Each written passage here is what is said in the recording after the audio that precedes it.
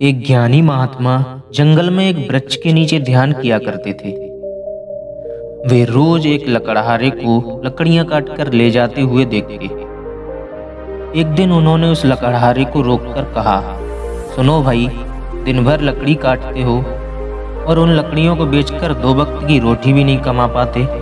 तुम जरा जंगल में आगे क्यों नहीं जाते? वहां आगे चंदन के वृक्षों का घना जंगल है। एक दिन काट कर ले जाओगे, हफ्ते भर की रोटी की व्यवस्था हो जाएगी। उस गरीब लकड़हारे को विश्वास ही नहीं हुआ, क्योंकि वह तो सोचता था कि जितना वह जंगल के बारे में जानता है उतना ये महात्मा क्या जाने। उतना और कोई नहीं जानता। जंगल में लकड़ियां काटते काटते हुई तो उसकी जिंदगी बीतती है।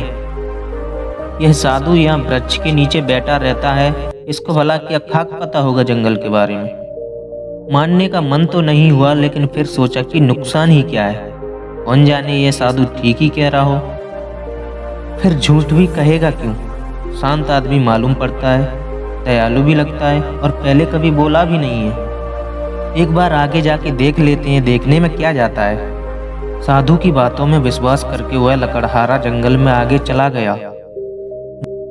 जब वह वहां से लौटा तो साधु के पैरों में अपना सर रख दिया और कहा, मुझे क्षमा कर देना।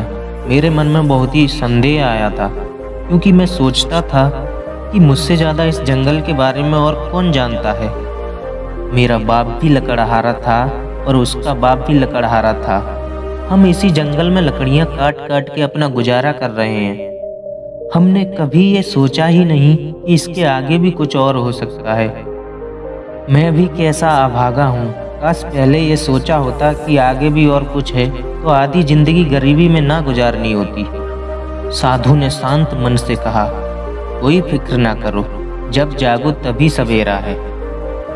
अब जाओ और जाके चंदन की लकड़ियां काटो। अब उस लकड़हारे के दिन बड़े ही मजे में गुजरने लगे। एक दिन लकड़ियां काट लेता, 7-8 दिन जंगल जाने की जरूरत ही नहीं पड़ती थी। बाजार में लकड़ियों की इतनी कीमत मिल जाती जिससे वो अपने परिवार के लिए हफ्तों के राशन का बंदोबस्त कर लेता था। ऐसे ही उसके दिन गुजरने लगे। लकड़हारा हफ्ते में एक बार जंगल जाता और लकड़ियां काटकर बाजार में बेच देता। एक दिन जब वो लकड़ियां काटने जा रहा था तो उस साधु ने उसे रोककर कहा, तुम तब से चंदन की लकड़ियां ही काट रहे हो, आगे नहीं गए? तुम्हारे मन में कभी ये सवाल नहीं आता कि आगे भी कुछ और हो सकता है? लकड़हारा बोला, यह तो मेरे मन में कभी सवाल ही नहीं आया कि चंदन के आगे भी कुछ और हो सकता है। तभी साधु ने कहा, चंदन के आगे जरा जाके तो देखो, वहां चांदी की खदान है। लकड़ियां काटना छोड़ो, एक दिन चांदी ले जाओगे, 2-4 महीनों के लिए आराम हो जाएगा। अब तो वह साधु की बातों पर भरोसा करने लगा। साधु की बातें सुनने के बाद वह वहां से भागा और उसने चंदन की लकड़ियों से आगे जाकर देखा तो वो हैरान रह गया। वहां सच में एक चांदी की खदान थी।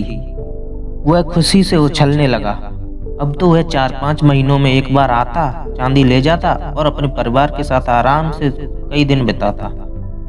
ऐसे ही कुछ साल गुजर गए। एक दिन जब लकड़हारा चांदी लेने जंगल जा रहा था तो वो साधु उसे फिर से उसी पेड़ के नीचे मिला। उस साधु ने लकड़हारे से कहा, थोड़ा और आगे जाओ, वहां सोने की खदान है। जब वो लकड़हारा चांदी की खदान से कुछ मील आगे गया तो देखा वहां सचमुच सोने की खदान थी। सोने की खदान का पता लगने के बाद लकड़हारा एक बार सोना ले जाता और साल भर तक जंगल ही नहीं आता। उसकी जिंदगी बड़े आराम से गुजर रही थी। ऐसे ही कुछ साल बीत गए। सालों बाद जब एक दिन वो लकड़हारा सोने की खदान की ओर जंगल में जा रहा था तो उसे फिर से उसी पेड़ के नीचे वही साधु मिलते हैं। उस साधु ने लकड़हारे की तरफ देखा और बोला, तुम कभी जागोगे कि नहीं, या मुझे ही हर बार तुम्हें जगाना पड़ेगा? तुम्हारे मन में खुद अपनी तरफ से कोई सवाल नहीं उठता? मन में जिज्ञासा नहीं उठती कि आगे जाकर देखें और क्या हो सकता है? लकड़हारा बोला, मैं भी मंद बुद्धि, मुझे ये सवाल ही नहीं आया। मैं तो समझा कि सोने से बड़ा और क्या हो सकता है, बस यही आखिरी चीज रही होगी। फिर साधु ने कहा, अरे भोले इंसान, सोने की खदान से आगे जा, वहां तुझे हीरे की खदान मिलेगी। जब वो वहां जाकर देखता है तो उसे अपनी आंखों पर भरोसा ही नहीं होता। वह सचमुच हीरे की खदान के पास होता है। अब तो वह एक बार हीरे ले जाता और कई सालों तक जंगल ही नहीं आता। समय के साथ वह लकड़हारा भी बूढ़ा हो गया था। एक दिन जब वो लकड़हारा जंगल से हीरे लेकर वापस आ रहा था तो उसी पेड़ के नीचे उसे फिर से वही साधु मिला। फिर साधु ने कहा, अरे ना समझ, अब भी तू हीरे में ही रुक गया। अब तो लकड़हारे को बड़ा घमंड आ गया था, क्योंकि वो बहुत धनी हो गया था और महल माड़ियाँ भी खड़ी कर ली थी। उसने बड़े घमंड के साथ साधु से कहा, अब छोड़ो भी, अब हीरे के आगे क्या हो सकता है। उस साधु ने कहा, हीरे के आगे मैं हूँ। क्या तुझे कभी ये ख्याल नहीं आया कि ये साधु मस्त यहाँ बैठा है, जिसे पता है हीरों के बारे में, सोने के बारे में, और फिर भी वो हीरे और सोना नहीं ले रहा है। इसको हीरो से भी बड़ा कोई बहुमूल्य मिल गया है, तभी तो ये यहाँ निश्चिंत बैठा है। क्या तुझे ये कभी विचार नहीं आया। उस साधु की ये बात सुनते ही वह लकड़हारा रोने लगा और उस साधु महात्मा के पैरों में पड़ गया और पैर पकड़कर बोलता है, मैं भी कैसा मूर्ख हूँ, कभी ये सोच ही नहीं पाया कि जो व्यक्ति हीरे जवाहरात छोड़कर यहाँ शांत बैठा है उसके पास जरूर कुछ न कुछ इससे भी बड़ा होगा। मैं जानना चाहता हूँ कि तुम्हारे पास दुनिया की सबसे कीमती ऐसी कौन सी चीज है जिसके सामने ये हीरे जवाहरात भी छोटे पड़ जाते हैं। लकड़हारे की बात सुनकर साधु कहता है, वही तो मैं तुम्हें बताना चाहता हूँ, उसका नाम है ध्यान। तभी लकड़हारा बोला, लेकिन मुझे तो ध्यान करना ही नहीं आता।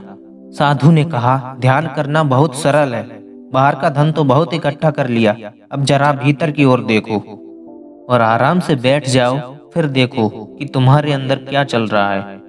अगर कोई अनुभव हो तो उसे पकड़ो मत, बस देखो, हो सकता है तुम्हें परमात्मा मिले।